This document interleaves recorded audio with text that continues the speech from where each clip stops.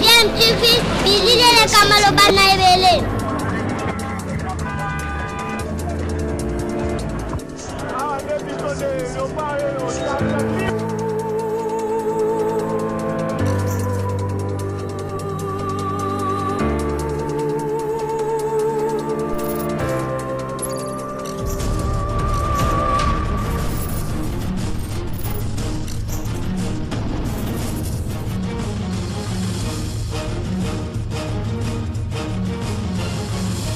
DMTV toujours en avant.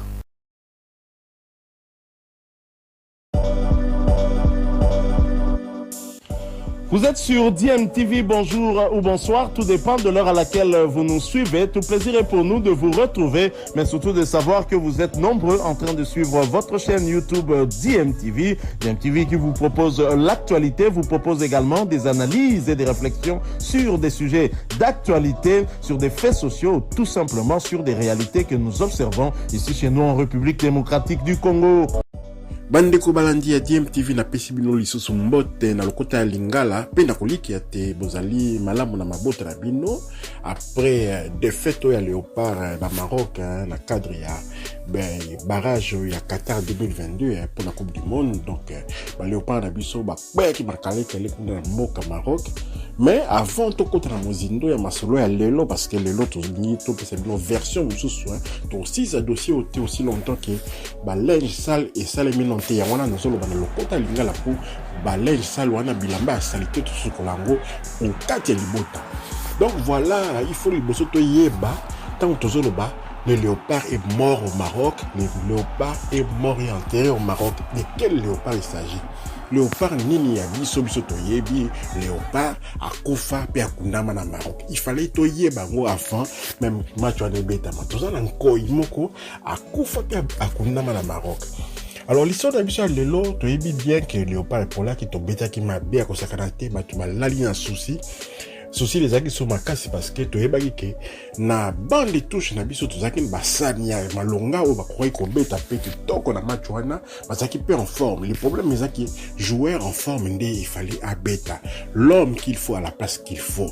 Ils étaient que joueur à bêta na droite au na gauche joueur à bêta ça milieu de terrain moko boy et kaka bongo au bêtisier parce que yo yebi kaka ye ba joueur yo ozoa na ba misiso comment ko weli ça ba poste à Léopard ko yamba mbango po ba yiki ye eto couper soka moni a CP na yo isili akolinga ba misusu te na ata mususu wana likiyo za plus en forme ba rejoindre été.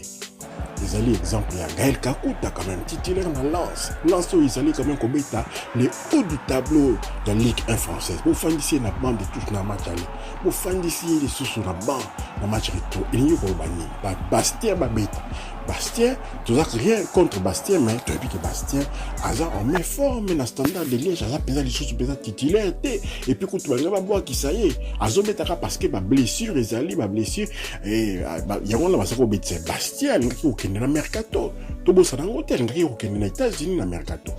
Tout ça, joueur le coup là, Bopé en même temps, Bopé na biso, na kaka na standard de Liège, Azali parmi les meilleurs joueurs à standard de Liège, toujours titulaire, Azali abetra dani Barbet ça na milieu, bako betse pe na défense, Azali ngaki azala très important, Azali na intelligence tactique, tobo senti surnom les Zizou, ou Zinedine Zidane. Donc azali na technique moko valable, koleka baluinda mana bisona joueur oyoke, ba supporter ya Galatasaray ou à Facebook, ba zongeli ba Congolais.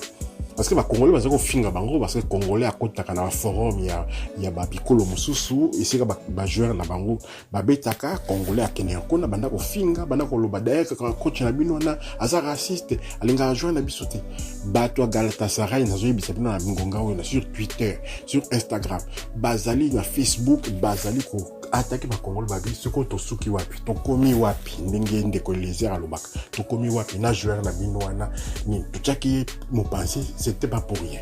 Donc voilà, ton bêtisier, bah défenseur en mes formes, Tisserand Azali en mes formes, ton loba, on a un analyste, na biso Boutumo Yawa, biso to karamika qui ministre de la défense, tout ça la qui métisse naïe, hein, bah oh, tu as un pot de fleurs, tu as un pot de fleurs, attends mes formes, il faut que bêta, mais la club n'est pas bêtisier les soutiens là, Fenerbahçe, à son fan dans la bande de touche, à combien mon kilo n'est bon mon akiwana. Donc, Arthur Massoua coupé, c'est bon, mais Aouta qui a une blessure, hein, à répondre, t'es dans West Ham, à ça titulaire, t'es dans West Ham. Tout bon, ça n'a pas Arthur Massoua, il est tout bon joueur qu'il est, mais Azali n'a qu'à répondre à nous, ni activité n'a d'ailleurs, mon Azaki Kana, Azaki très énervé parce que Azako Mona, Akimi Azaki côté naïe, non pas si naïe wana, Ashraf Akimi Azaki, et puis moindre réagir de tous, Massoua Azaki Kosilika. Donc voilà ce qui s'est passé. Lobby Nabutu, Batuba. Il y a une fondation dans Ndako, il y a Christian Louinda, va saccager, je vous assure, ma banga ma kuluna, peut-être que ils occupent occasion pour la bango, tout bouka rapport, tout côté toiba, peut-être bien la kanda, on a des fêtes, il y a le pas, tout profiter nango, tout saccager Ndako, tout récupérer, autre récupérer, mais va ça la kanda Louinda, parce que vraiment, ma photo, il y a celle dans le match, on a mi-temps, mon copain, c'était plus possible, vraiment que Abomi sur le match aller, Abomi sur le match et tout, mais asawana donc bakongola kwa kotika likamona ndengwana te. Mais lelo to lamuki na tongo na information moko oyo fuite nango ebimaki ezaki masolo moko ba conversation entre Cédric Bakambu na Mosami moko joueur moko pe à Léopard bazako continue dans ba message et c'est quoi peut-être il fallait ils la garder secret mais ebimi c'est quoi ba information na et quoi na maboko ya bato ebele ba panzi yango et quoi pe na mato ina biso toujours tia bino moi extrait boyo kandenge Cédric Bakambu azali koloba mabe nyonso yo ezalaki autour ya préparation ya match wana nyonso ya malonga te ba moni wana vraiment bolanda nano ensuite pour se retrouver pour poursuivre les solos oyo ezali vraiment participer mawa ndenge ye moko nani Cédric Bakambu a constaté ki makambo ya mabe azo comprendre te banani bazo jouer ni bazo beta azo comprendre te environnement na Léopard ba tension entre bato fait kofa na bato nini makambo ya ko leka wana bolanda nano ensuite on s'est retrouvé pour la poursuivre ma solo. Le vestiaire s'éclate et les langues se délient autour de cet échec. Au lendemain de cette élimination sur le chemin qui mène vers le Mondial Qatar 2022, les audios de Cédric Bakambu ont fuité. L'international congolais, visiblement, qui les a envoyés à un Léopard qui était aussi au Maroc, se plaint bien sûr de mauvaise organisation au sein de cette équipe nationale. Il s'est plaint également des choix du sélectionneur principal Hector Raoul Couper et n'épargne pas ses coéquipiers. On écoute quelques extraits de ces audios du sociétaire de l'Olympique Club de Marseille.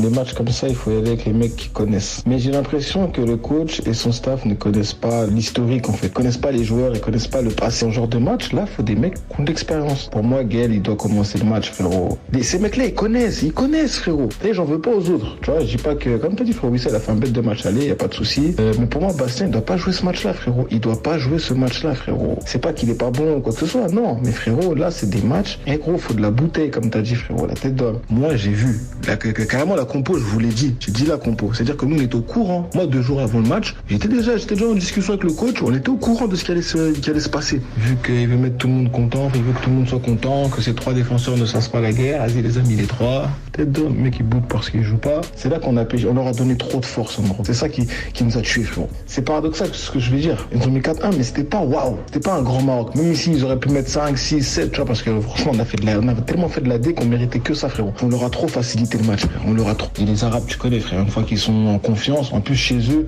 stade plein. Frère, ça y est, mon frère, c'est fini, gros. J'ai envie d'arrêter, mais d'un autre, frérot. Tu vois, les mecs comme Bogunda, les mecs comme Wissa, ils viennent d'arriver, frérot. Sinon, on se barre. C'est quel message que t'envoies, frère, tu vois. Le mal, il est profond. On n'a pas de centre d'entraînement. On est la seule équipe. Si tu regardes sur les 10 dernières équipes qui restent là, nous, on est la seule. On n'a pas de centre d'entraînement. On est la seule équipe à pas avoir un stade homologué, frère. On n'a pas de siège dans le stade. On n'a pas de toilette dans le stade. C'est trop.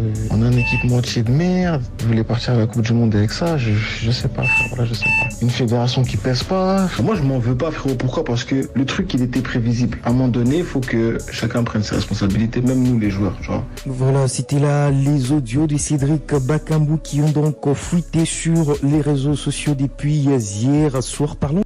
Donc vous voyez, et ça côté Mobubu et Mobubu on peut le silité. Ils sont il faut continuer, mais il faut tout ça là.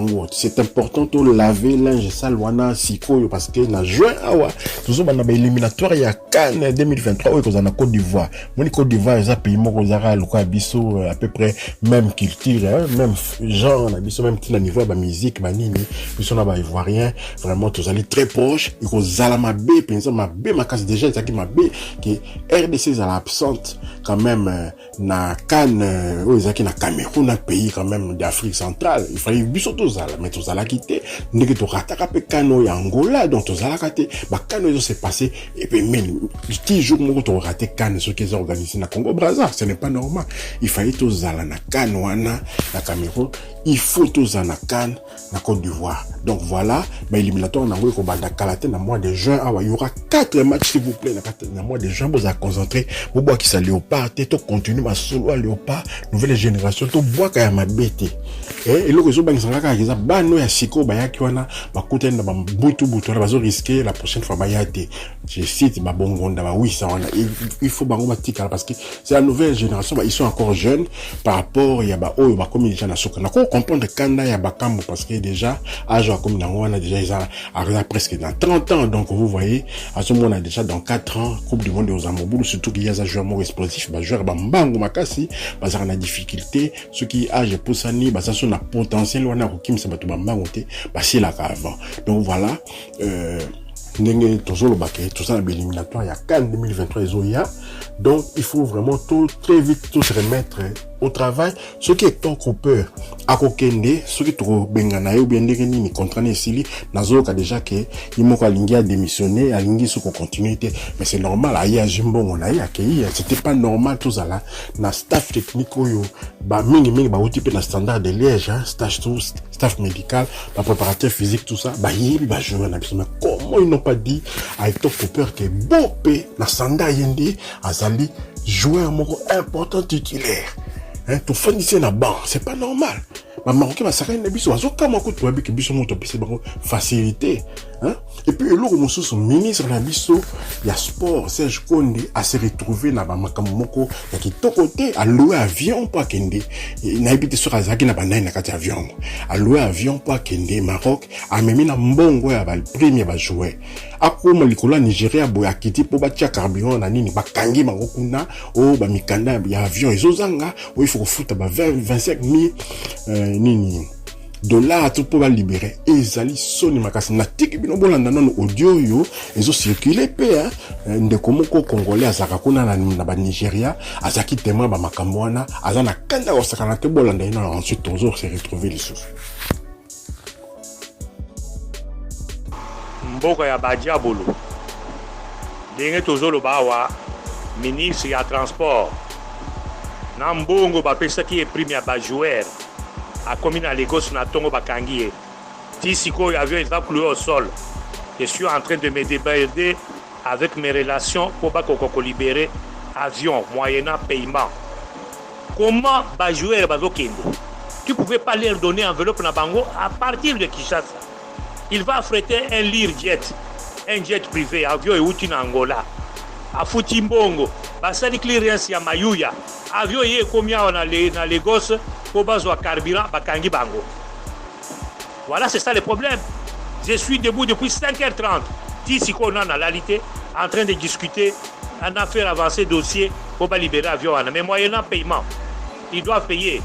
Ministre Robia dans Mbongo te. Mbongo bayaki ba futa Mbongo ba libérer comme ça, il vous a la preuve. Na mikanda on va futa ye, on va kopesa ye que non, nous étions arrêtés au Nigeria, donc il y a un avion qui n'a clearance. Voilà, c'est ça le problème. Couper na ba knyo ça dans le problème que ba jouer ba bêtis sans motivation. Ils étaient dessus. Ministre Koré kopesa bango Mbongo na bango, ba kendi mais azui Mbongo a ti na poche. Quoi dégrainer. Voilà maintenant les résultats. Quand on dit les Congolais vraiment arriérés, Tinasuka. Arriéré, Tinasuka.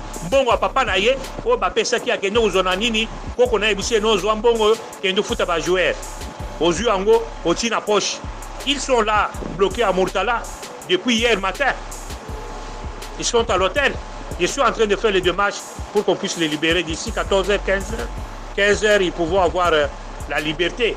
Bazo 5 à 25 000 $, pour bafuta pénalité, na makamunyoso, ministre à l'objet, à un bon côté. Peut-être lui, en tant que ministre, passeport diplomatique, il va partir, mais l'avion va rester plus haut au sol. L'avion va rester plus haut au sol. Qui viendra payer ça? Bon, ça, les moussala na bateau, c'est professionnel. Pas conseiller Bino. On prend toujours au conseiller. Conseiller qui ne connaît rien. Conseiller de qui? Il est l'autre côté, il va venir te conseiller quoi? Voilà, Bolandi, ils ont vraiment passé, ministre à Kalimachite, donc ministre à Kangamagina, Nigeria, là-bas, Kambouana, il y a avion, on a besoin de besoin bon, on a bango parce qu'il y a des taxes à payer, attends, besoin de survoler, espace aérien, besoin d'atterrir dans Mboka bateau, droit, moko, boba, futakava, ils ont été qui va retirer le mot qui est en Dengwan.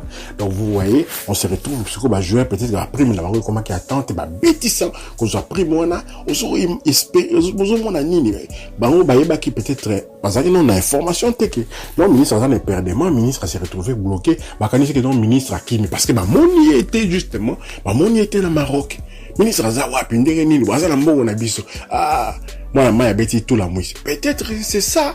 N'était ça Kabiso la Coupe du Monde 74, toujours à 9-0, les couleurs on va prendre mais on ne saura jamais. Ce qui est vrai, est-ce que Louis a saqué en encore? Toujours il a non Louis parce que image moi ils ont circulé sur les net, oh Louis Namazo dunda ba kwanga kosakanate, là makabu banini, les jours même du match. Azo dunda ba kwanga na ba makabu na maison etonda ba kwanga na ba makabu. Ce sont des comportements que nous ne comprenons pas parce que Congolais, surtout professionnels, comme on a une hygiène de vie à ma bendenge wana, qu'on lit à babilo comme très grave à ma fouta, ou kangamakan, et chauffe à mon thème, bani et matière à sucre dans soto. Ce n'est pas normal, hein, ce n'est pas normal, boulier à salade, boulier léger, boulier à pâte. Bah, il sera bien noté, n'a pas 16 heures, besoin de goûter. Et c'est comme ça les professionnalisme. Mais pour un biseau jouer, tant on va un massage. Croyez-moi, j'ai été témoin. Nazaki témoin. Je peux vous assurer que Nazaki témoin.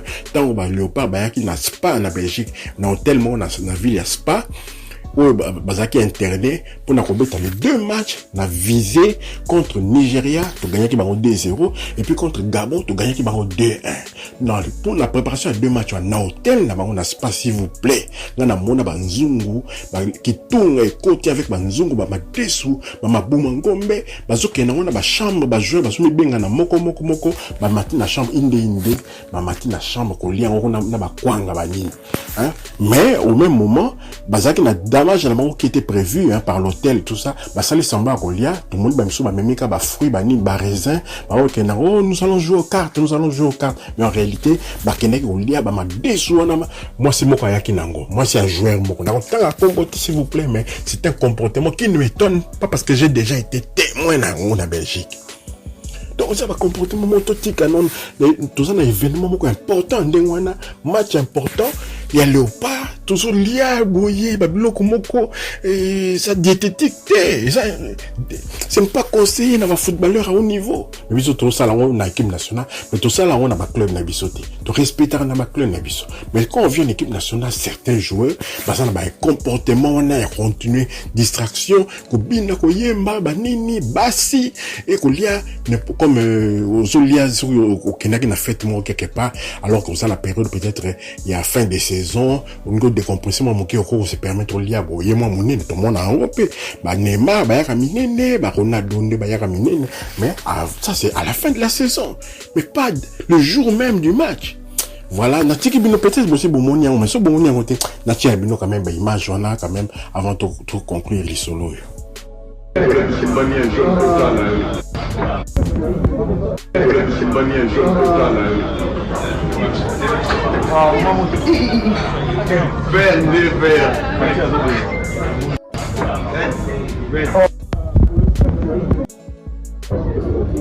Yo, je t'ai filmé toi, je ne t'ai pas filmé toi, alors commence pas. C'est là ma Kamouana. C'est pas ni un jour que ça, là.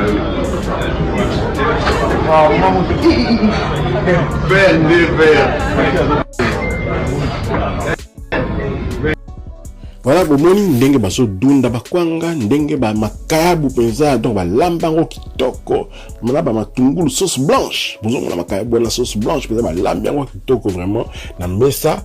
Donc plusieurs joueurs de blédards, c'est-à-dire ba joueurs na biso ba blédards wana o ba kola na nini o ba bien important ça kwanga. Bano bakola na bakwanga na banini baninga rotika ngo pété bazo mona ke ba na coupe du monde malgré ce comportement là et peut-être qu'ils allaient emmener ce comportement à la coupe du monde parfois même air moko be photo tika la parce que il y avait trop de mauvaises choses la préparation il y a match wana trop de tensions de conflits entre la FECOFA mututo lingi ke ta mbongo ko bima ko ya na maboko na ye donc voilà c'est ce que le ministre azo garder mbongo ngo ni réseau ndenge ni yem ndame mango gloire nyoso za na ye mbongo za l'état to sombi pédio synthétique parce que imposé en a FIFA minda FIFA moto imposé biso nyonso wana mais yo bimisa ngo ndenge ça grâce na yo eza mbongo na yo te ça mbongo ya population eza mbongo ya pays eza te que yo eza grâce à l'intervention de grâce à Buenabou ba porte-parole même ya ba ministre na to komi komona ba on ba réseaux sociaux bazo intoxiquer biso et na ba image bazo kende na Maroc loger dans ba hôtel ya cher na Maroc wana bazali ba groupe na ye zo monango il fallait que isuka boy. Maintenant, on ne voit plus personne, on ne voit plus des messages, on ne voit plus des vidéos. Comment on est là-bas, grâce à un tel. Il n'y a plus de grâce à un tel. Il y avait un conflit entre Moïse Katumbi avec Meshach, et puis de l'autre côté, il y a Nani, on peut contribuer pour freiner Meshach, à comment l'arrêter. Tous ces temps, si Meshach était venu, on avait pu créer quand même, cohésion entre les joueurs. Mais chaque tout feu tout flamme l'équipe naie mais ayebani na ba wisate ayebani na ba bongondate il fallait na nous aya bien avant et nous sommes responsables de cette situation là parce que t'ont empêché aya déjà t'empêcher aya le plus tôt possible déjà la éliminatoire voilà et puis à la fin vous avez vu ce qui s'est passé là donc c'était comme si on courait en pure perte toujours côté ces joueurs moka malonga en même temps to fandi si ba ben malango ba mbokani o ba pesa en attaque et puis avec pesé na attaque wana la défense wana il y a ba marocain na match aller ils avaient pesé c'est vrai que ba tchaki ba buté mais ils avaient pesé la défense wana bon mona ki tant ba côté c'est bango à 5 minutes de la fin c'est qui tout va regretter il y a aussi qui match mais les Marocains n'allaient pas commencer à nous attaquer comme ça ils allaient rester prudemment dans la défense bon j'ai vu Saïs monter pour les milieu de terrain parce que et à ça là qui est monté dans match aller à ça qui est monté parce que sur la qui n'est pas dans match aller Mboka ni ou bien Ben Malango banga ba Salema solo. Merci d'avoir suivi quand même réflexion Yopo Tozali en mode réflexion pour continuer à réfléchir et chaque jour peut-être information à ce que Robima peut-être que Hector Raoul Cooper ce qui a démissionné neka okendewana peut-être a commencé qu'on a la liberté à Robimisa ma vérité mosusu ebo mami poto yebi que ma vérité ezali botika malamu si vous avez aimé n'oubliez pas de liker de partager cette vidéo et d'activer la petite cloche de notification qui vous permettra de ne plus manquer les futures vidéos que DMTV mettra en ligne. Botika Malam.